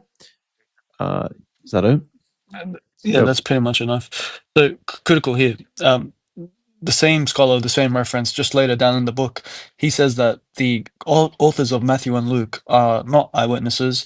They're in fact anonymous Greek-speaking Christians writing decades after the fact, changing material for their own theological purposes that in some ways end up contradicting each other. And I give you the examples of the birth narratives. Now, being who you are, and I assume you want to defend your faith, I would suggest for you to look up the scholar, read Ray Edmund Brown's works. He gives additional arguments and he supplements them, and he explains why he reaches these conclusions. He explains his method. He goes in very rigorous detail. So I would suggest you to do that. And then, brother, after that, you can come back on and you can also, if you have any questions or whatever, we're happy to answer you. But because me and Dean last night, we stayed up a long time, so we don't want to extend the live any longer. Is that all right? Yeah, but I wanted to bring up also just like a theological thing in respect to the questions we were giving just before to the other guests. Do you have a response to the points I was making on Mark 10:18? Which is the Christ, the good teacher. Yep. Yeah, I do, and I those are some of my strong suits. The sayings of Christ, Christology, the Trinity, which is what I wanted to discuss primarily, but because this isn't the live for it, we didn't. No, that's fine. No, that's fine. It's fine. We can extend it for about 10-15 minutes. Well, go ahead. What's your response to? Well, first of all, you can explain how you understand the passage. Yeah, I mean, it's pretty straightforward. It's like we have other instances in, I'd appeal to rhetoric, like many of the other fathers, because of we wait. know When that, you say fathers, can you just name? Do you have names or not right now?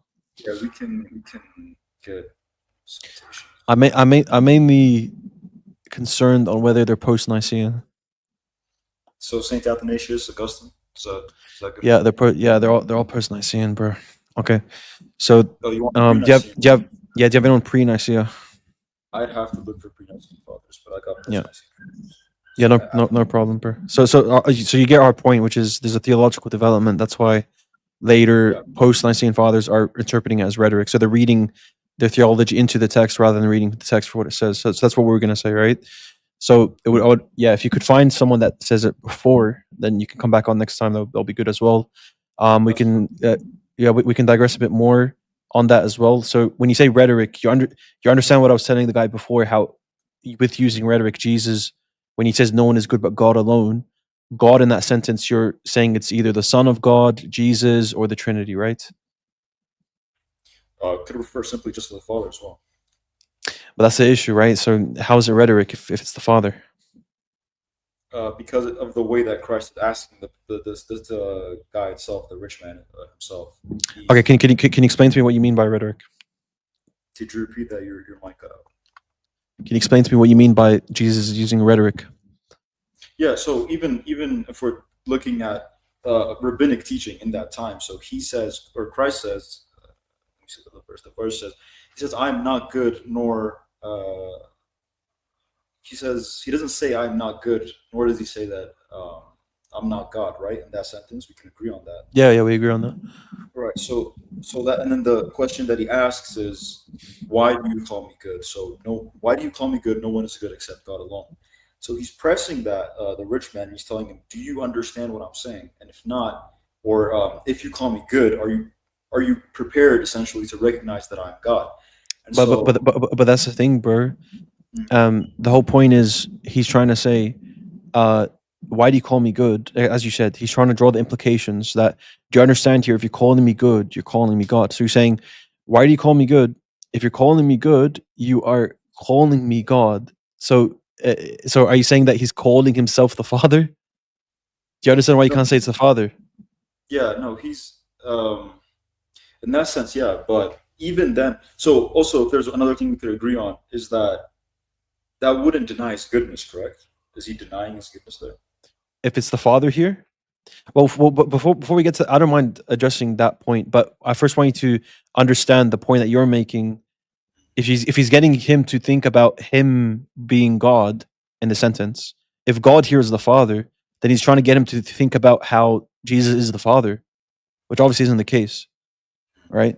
So when Jesus says God here, it has to either be the Trinity, Jesus, the Son of God, whatever you want to say, but it has to apply to Jesus, because he's trying to get the man to think about how Jesus is God by him calling him good. Do you understand? Asking, but why do you call me good? So that could be, that lyric itself could be to show, does he understand why he's calling him good? That's what I'm proposing to you. Right. So he's trying to draw he's trying to get him to understand the implications that if you're calling me good, you're calling me God, correct? No, just to understand why he's calling him good, not necessarily if you're calling me good, you're calling me God. Oh, you don't think that's what he's saying? No, but that's the whole rhetoric point. So I don't understand. Sorry. So yeah, I don't understand what you're saying with the rhetoric then. So at some point, you also said that the man would, in a way, downgrade from saying good teacher to just teacher, right? And Mark, down like Mark 10:20 or something like that. Yep. And so this would show that that the rich man fails the test. So Christ would test his spiritual insight, and then the man would miss the point. And so Christ doesn't deny his divinity. And the man fails to recognize it, so that's not a denial. Wait. So when he calls him teacher, Jesus doesn't want that, correct? Christ didn't want him to call him teacher. Yeah. So when he stops calling him good teacher, he just calls him teacher now. He doesn't want him to do that. That's how he fails the test. Yeah. Yeah, that would show that he failed the test. Yeah, but it doesn't make any sense in the context. Do you know what it says after? Jesus looked at him and loved. Why would he love him? Look at him and love him if he didn't want him to say that. You're just adding that to the text. He says, one thing you lack, he said, go sell everything, and then he fails the test because he doesn't want to give up his treasure, or he doesn't want to give up his wealth. It's not him failing because of this. That's adding to the text. So if we bring it back to, I'm predicating the fact that he fails the test to him saying teacher only, and you're predicating the fact that he failed the test to the fact that he didn't want to give up his treasure, right? Is that the point you're trying to make? Yeah, but the point is because Jesus loved him after he called him teacher. Jesus what? Jesus said he loved him after he called him teacher. If he didn't want him to call him teacher, if that's the reason he failed the test, why would Jesus look at him and love him? Would that not be because of the fact that he said all these items? Yes, exactly. But you're saying that the reason why he failed is because he says teacher. But at this point he hasn't failed because Jesus loved him. Do you understand? I think he's disconnecting. Yeah, I thought it was just me, but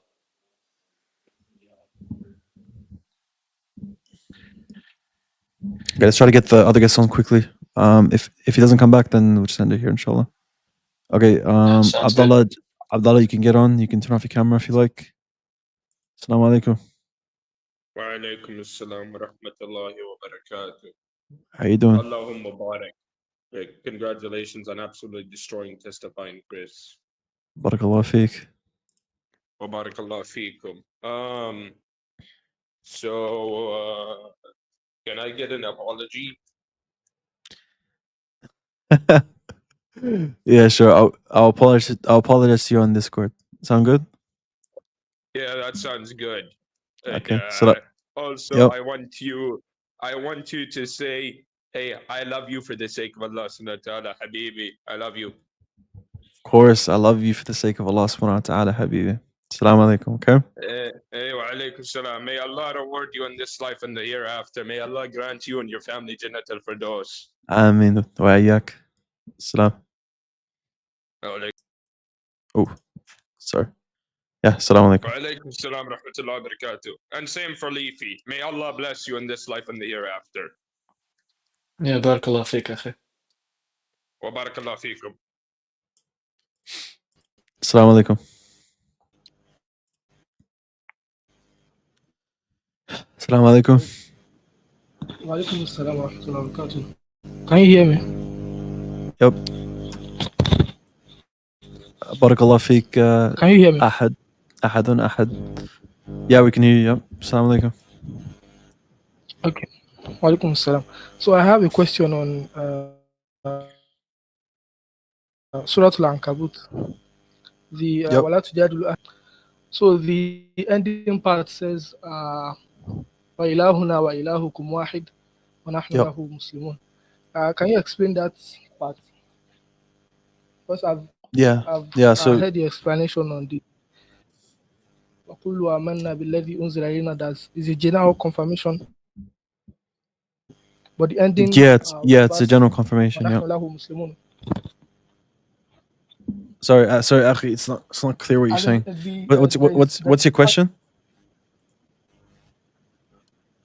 What's your question, is Akhi? about the ending part of the verse. The ending part of the verse. The ending part of the verse. That's what I have a question about. فَقُولُوا آمَنَّا بِالَّذِي أُنزِلَ إِلَيْنَا وَأُنزِلَ إِلَيْكُمْ وَإِلَٰهُنَا وَإِلَٰهُكُمْ وَاحِدٌ وَنَحْنُ لَهُ مُسْلِمُونَ. The ending part of the verse. Yeah, that's talking about the God says, of and our Abraham. God and It's God talking is about the one. God of Abraham. Because we all claim the God of Abraham, but we're the ones that only fully submit and have the proper theology.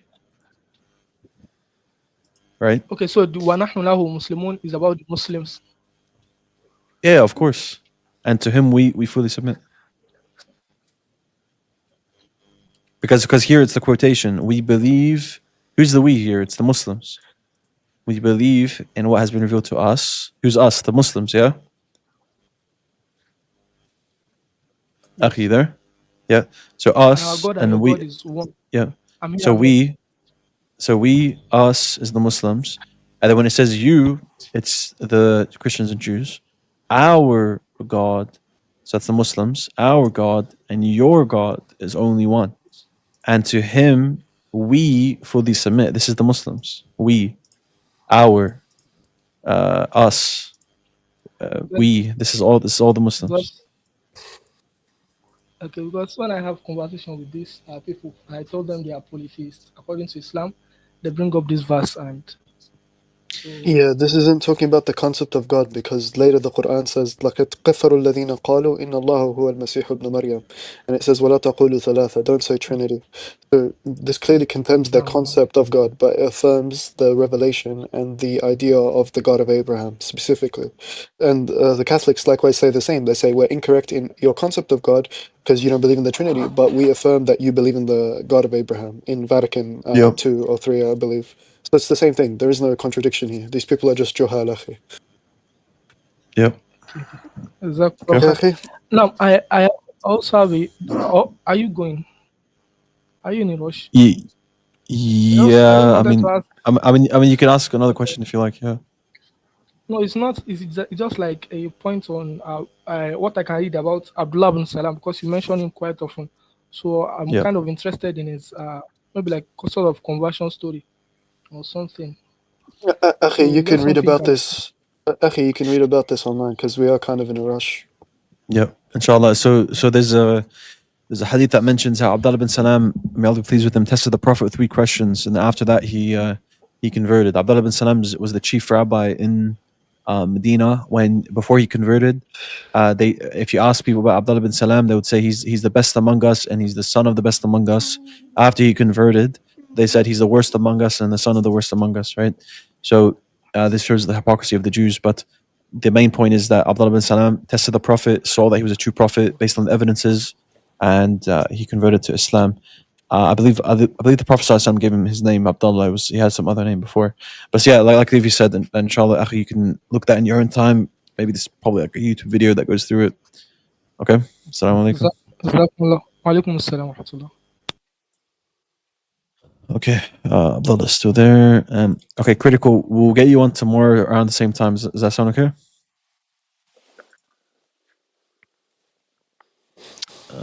It's not there. Okay. Abdullah has a Leonardo here. question. Yeah, so Abdullah has a question. We'll leave it after the question, inshallah. All right, guys, make sure you like the live, inshallah. And I'm going to be uploading soon in 1 hour or so. So watch for that clip where I debated Sentinel Apologetics. So be sure to check that out, inshallah, afterwards. If you want to support the channel, then subscribe on the Patreon for $10 a month.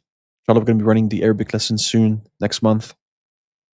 And obviously get other perks as well, like my notes and direct contact to myself. So let's end it quickly with the last question. Okay, Abdullah. Wa alaikum salam. Go ahead. Okay, so quickly. So Allah says in the Quran in Surah An-Nisa ayat 82, had it been from any other law, you would have found much contradiction in it. So it's very important the Quran has no contradictions, right? Yep. Okay, and the Quran says it's a clear book and it's a detailed explanation of all things, correct? Yep.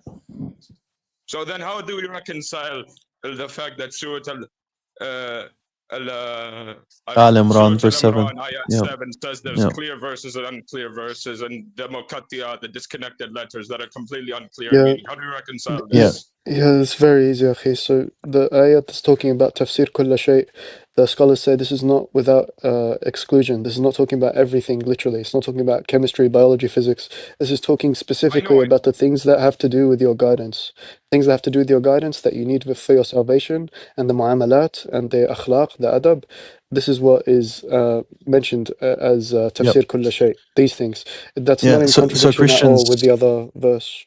Yeah, go ahead. Christians always have this issue of they take a black and white without it being general, right? So they'll take it like the Islamic dilemma. Either the Quran confirms everything or it doesn't confirm everything. No, there's a middle path. Same thing here. When the Quran says it's literally one of the verses, I think it's chapter 11, verse 1, right before Allah subhanahu wa ta'ala says that the Quran is clear, he mentions some letters of muqatta'at, which I think is alif lam ra, right? So it's alif lam ra, then Allah subhanahu wa ta'ala says, the book is clear. Obviously, if the preceding letters are literally ambiguous letters, then obviously the author of the Quran, whoever you want, the Christian wants to take it to be, doesn't intend for everything to be clear, right? Yeah. Yep. Okay, Abdullah, will speak to you soon, inshallah. Just going to finish up. Assalamu alaikum. Inshallah, ma'as-salama. And critical. So you can just finish up what you're saying there quickly, and I will give you my last point, and then we can end the live. So you understand how the guy stopped calling Jesus good teacher, and yet Jesus didn't rebuke him. He still loved him. But you were trying to say that that's what made him fail the test, but Jesus gave no indication of that. Yeah. Yeah, and I was referring to the fact that him loving him was because he kept the commandments. Right, but where's the indication that Jesus didn't like the fact that he stopped calling him good and that he failed because of that? Because remember that's what he said. Would that not be an argument from silence? Because you also can't prove that. No, you're the one who made the claim. Right. So could you refute my claim though? Yeah. Based on the fact that the early church fathers, they document this as the Father exclusively being the one good God. You have the fact that Matthew changes the narrative so much so that the man doesn't call Jesus good teacher anymore; he just calls him teacher, and he doesn't call Jesus good, but he calls the thing good. So he says, "What good thing must I do?" to facilitate for the fact that Jesus is going to ask, "Why do you ask me about what is good?" instead of "Why do you call me good?" So the Matthean scribes changed the whole narrative there. So is this about goodness, or is it talking specifically about God being good, or is it goodness in general? No, this is talking about the specific goodness that is due to God. Okay, how do you epistemically get there? What's the criteria to know that? Besides, because he says only God. Because he says only God is good. Because he says there's none that is good except God. Yeah. He's talking about good in the absolute sense. But then we have other passages in the New Testament where other people are called good. So obviously, he means it this way. Yeah. Okay. Yeah. No, that makes sense, and I'd have to get back to you on that with what the pre-Nicene fathers say. And I know you guys need to leave, and my thing's probably going to cut out again, so I don't want to. But what's your response to Matthew 19:17? The fact that they changed the question. Which one? Where? Matthew? Okay. Yeah, Matthew 19. You can share your screen, bro. Just search up Matthew 19:17. I'll let you share your screen. Could you do that? I think you already have the thing open, right? Yeah. Yeah, actually, I do. I'll pull it up. So Matthew 19:17, and then I'll show you the other the ways that the gospel authors preserve it. Okay. So here. Yeah, Matthew changes it. So he doesn't just change the question; he changes the narrative to facilitate for the change. So remember the guy called. Yeah, go ahead. Yeah. Where he says, "Why do you ask me what is good? There's only one who's good," right? Yes. And one more thing, bear in mind, there's a narrative change because Jesus isn't called good. There's no good here for Jesus. It's the thing that's called good to facilitate for the change of the question. So it's clearly intentional. I would say that the argument, or an argument I present for that, is that Matthew's writing specifically to a Jewish audience, so he's emphasizing the moral teaching. Doesn't make any sense, dude. Doesn't make any sense because the early church, would they be using Mark's citation of this verse? Or would they be using Matthew? They're probably using Mark's. Matthew, dude. Why would they use Mark? Mark's not a disciple. The early church, you're referring to the pre-Nicene fathers? Yeah, they would most likely use Matthew because he's a disciple. Yeah, for sure. Yeah. So, every time they cite it, they never cite it as, why do you ask me about what is good? They cite it as, why do you call me good? Irenaeus, Hippolytus, Clement of Alexandria, Tertullian, Origen, Justin Martyr. So there's about 6. They all cite it as, why do you call me good? So they're most likely quoting Matthew. So this shows us that, because our earliest manuscript here for this question is the Codex Sinaiticus. That comes after these pre-Nicene fathers I'm quoting you. So I think there's a Tatian who harmonizes both of these, and he's 2nd century if I'm not mistaken. Yeah, so Tatian's gospel, that's preserved through Ephraim, right? Yeah. And that's the one that we have. So it's actually 4th century. Does he not include both the 4th century? We have manuscripts from the 4th century, or it was written in the 4th century? Oh no! It was written by Ephraim, where he preserved it through Tatian. However, from the 2nd century, right? Yeah, but Tatian doesn't cite it as, why do you ask me what was good? He includes both versions in I believe what was it called? Diatessaron? Yeah, the Diatessaron. Yeah, but that's not the 2nd century one. That's through Ephraim in the 4th century. Okay, that's what you're referring to. But I'm sure and so the point is that him paraphrasing that intent and specifically being to a Jewish audience would just tell me that he's emphasizing the moral teaching angle of the question. He doesn't. No. But you're not addressing what I just said. So the church fathers before Nicaea, the earliest one that I know of is Novatian, that preserves it as, why do you ask me about what is good?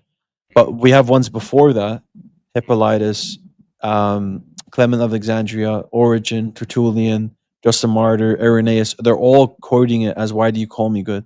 They're most likely using Matthew. So Yeah. So there would be no contradiction though in what Mark said or Matthew says. No, that's not my point about contradiction. My point is they're changing the question. Matthew's going through evolution. Yeah, Matthew's going through evolution. Okay. All right. I mean. And I'll give you another example of this. Do you know? Just leave you with this as well to show you how Matthew's been meddled with. Yeah. You know Basil Caesarea. He's post-Nicea. Yeah, I know Basil. Yeah. So Saint Basil in letter 236, he believes that Matthew didn't document nor the Son in Matthew 24:36. No, I've Basil to letter what? 236. Okay. So people are meddling with the Matthean gospel so much so that your church fathers thinking that he didn't have nor the Son in there. And did you know Basil's explanation for why Jesus didn't know the hour? His basis, his foundation is this very point, that Matthew doesn't say nor the Son, so that's our foundation, and then we interpret Mark based on that.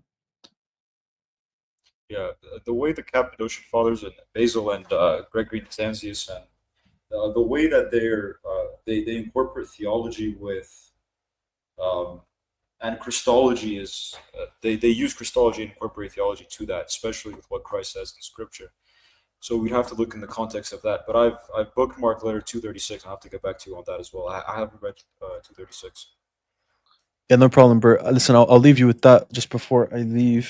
For sure, yeah. 1 second. And the next time you do go live, I would like to discuss Christology and the Trinity, which is primarily what I'm into. Yeah, sounds good. So maybe next time, Leafy, if you want to discuss with him like the That's logical fine. nature of the Trinity, I could probably discuss You like can add my Discord, bro. Leafy was here, and just DM me.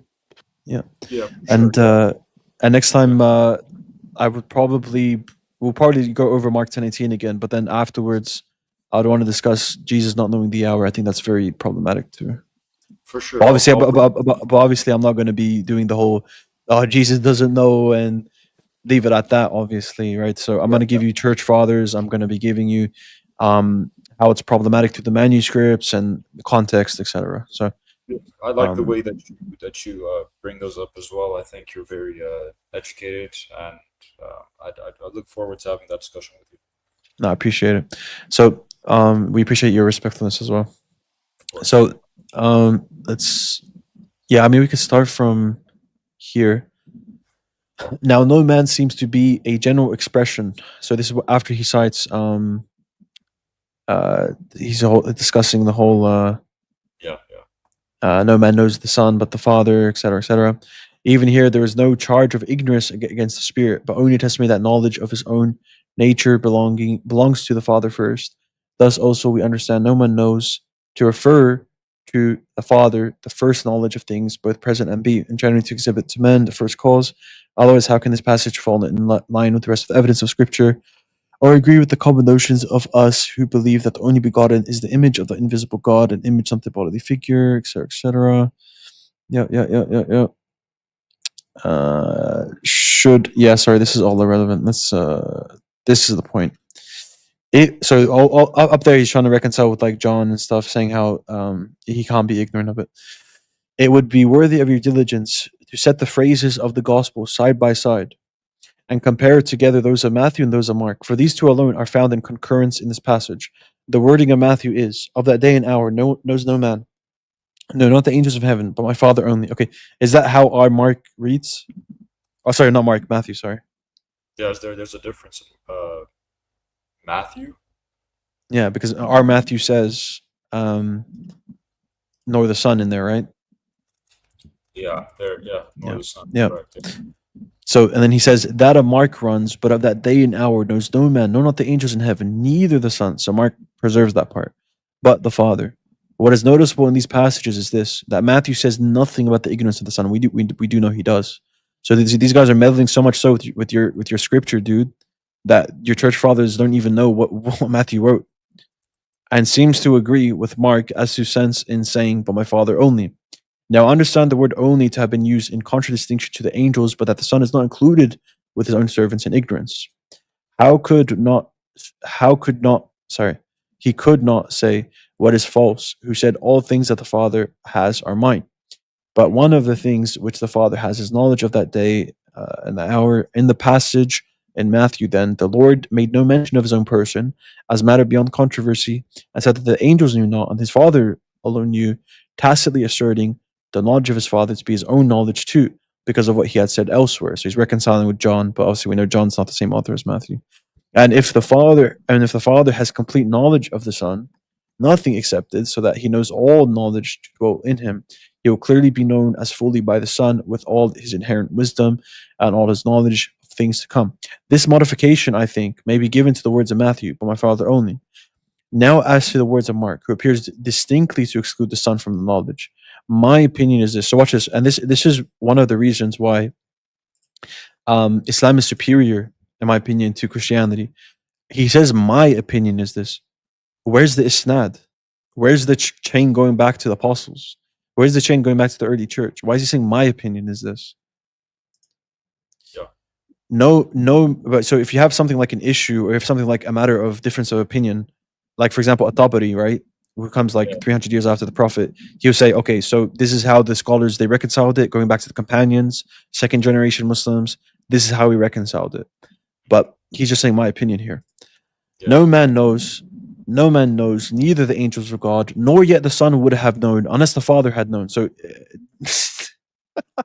like, what is that? Yeah, I know what you're trying to say. I'm trying my best not to respond to anything right now because I haven't read the letter, so I'd have to read it first in order for me to. No problem, dude. We're going through most. We'll get through most of it here. Then you can reread it afterwards. For So sure. my whole point is, because what I like to do is I like to look at the early church before Nicaea, look at their interpretations, show that they're in accordance with us. I like to show that the manuscripts are in accordance with us, the context is in accordance with us. But then what I'm also getting into as well, but obviously I can't do everything at once. What I want to do in the future is show how ad hoc your post-Nicene fathers are in responding to this. I think it's problematic too. I think that's something that is worthy of highlighting. So that is the cause of the Son's knowing comes from the Father. Okay. To a fair hearer, there is no violence in this interpretation. He even anticipates that someone's going to say it doesn't make sense, because he says to a fair hearer, there's no violence in this interpretation, because the word only. Because so look at his justification here.